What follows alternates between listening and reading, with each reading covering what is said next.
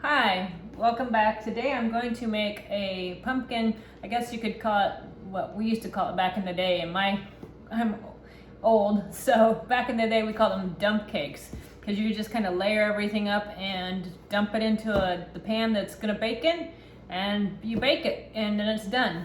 I actually got this recipe from, I believe it's a Quick Spoonful. She has a TikTok and an Instagram. She's got a book. So it's from her. I did make a couple little tweaks because I tend to do that with recipes. Recipes are more or less guidelines for me. I just kind of play with them. So I'm gonna make it, it's supposed to go into a 9x13, but I wanna split it. So I have an 8x8 and like a 7x9 or whatever, because I wanna keep some at home and then I'm gonna send some with my husband to the office. It uses Grand pumpkin cinnamon rolls. But if you can't find pumpkin, you could use regular cinnamon rolls. It has a can of pumpkin.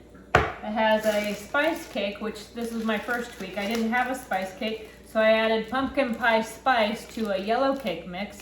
It's probably about 1 to 2 tablespoons of pumpkin pie spice, so you could do the same thing.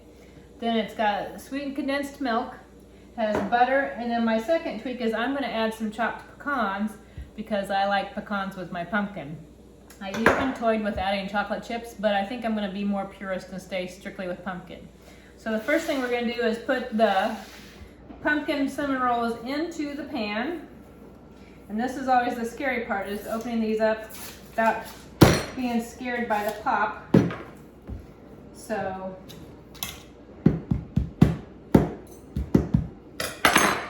I never can open these. It's the equivalent of the old Jack in the Box that's scary. Drop my recipe. So it looks like glaze, obviously, but I will probably put that on the top of the cake when the cake when it comes out. So let's put there's our cinnamon rolls. I believe she cuts them up, so we'll go ahead and do that real quick here. I need a knife.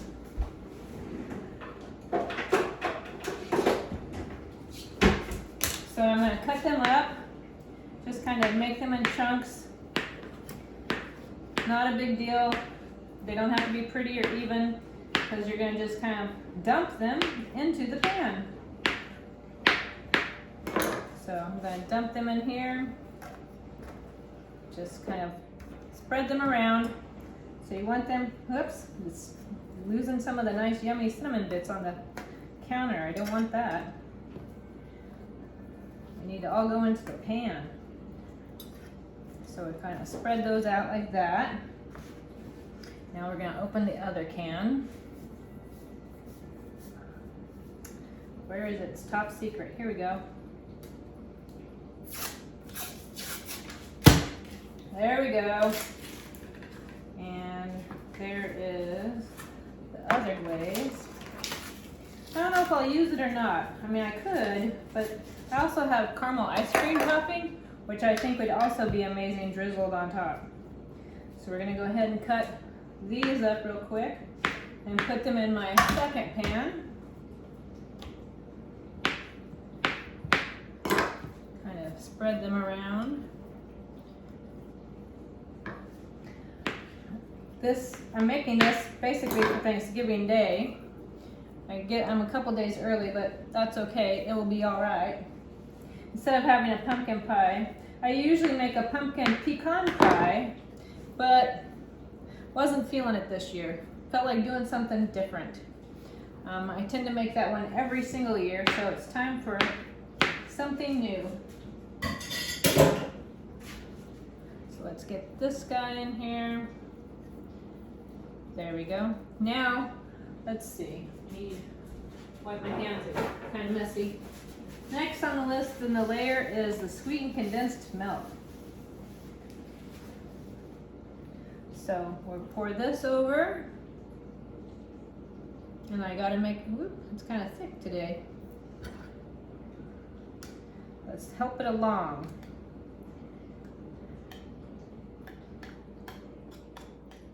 And get that spread on there. We're going to put it on this one too. I recently made a recipe where I used sweetened condensed milk for chocolate chip cookies, which it's interesting because they didn't seem to get stale as fast. They seem to keep their softness longer, but they're a nice option, but I still pretty much like the traditional kind. Okay, so now we're gonna spread on the pumpkin. And spread that around. What's gonna happen is this will just get all bubbly and yummy and just kind of spread throughout the pan. Now we gotta put some over here. So you could totally do this, you know, in almost any 9x13 recipe, it calls for a 9x13 pan, or even like a 2-layer cake mix or cake recipe. You can split like this into 2 pans. So if you didn't want to take all of it to work or use all of it for a holiday, you can totally keep some for yourself that way. All right, now the next thing it says is it layers up the spice cake mix. So we're gonna sprinkle this on.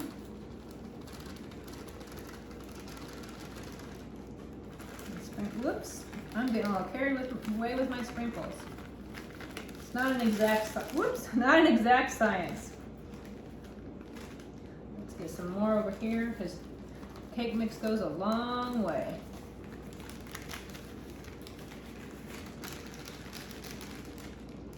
Some more over here. There we go. Now, butter. It said cold.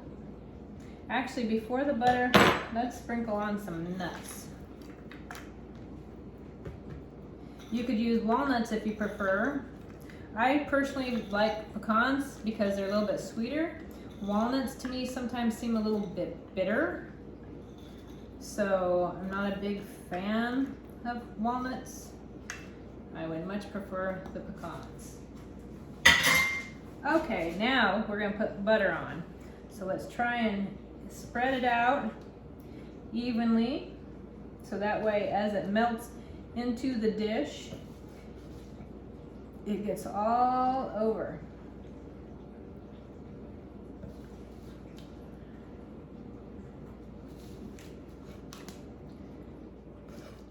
And there we go. It probably would be easier if they were cold to spread them out. They wouldn't want to stick to my hands as much. But I did not want to put them back in the refrigerator. And since I'm the one making it, it's the way I want it to be. And now we'll put them on this other one.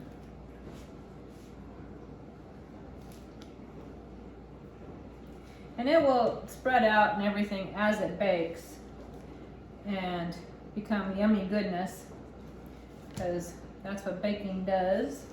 I believe it's baked at 350 degrees. It says for 45 minutes. Now for me, what I like to do when I'm baking is I put the pan in there, and then about halfway through the baking time, I rotate it 180 degrees so it bakes more evenly all around the pan. So there you go. The two are ready to go into the oven. So, oops, and I didn't even preheat it. Shame on me. There we go. So that's what they look like. I'm going to bake them at 350 degrees. And since it says 45 minutes, probably for 20 minutes, I will bake it. And then at 20 minutes, I will turn around and I'll rotate the pan 180 degrees so it can bake evenly, because you tend to have spots in your oven that are hot or cold and not completely even. And then I'll start checking it. Instead of 45 minutes, I'll probably start checking it at 40 minutes to see, does it look done? I don't want to burn it. And then I'll take it out. And at that time, I will upload another little video, part 2, to show you the finished product. And you can help me decide, do I want to put the glaze that came with the cinnamon rolls, or should I put caramel on it? Or maybe none at all. Let me know. I'll be back in 45 minutes to show you.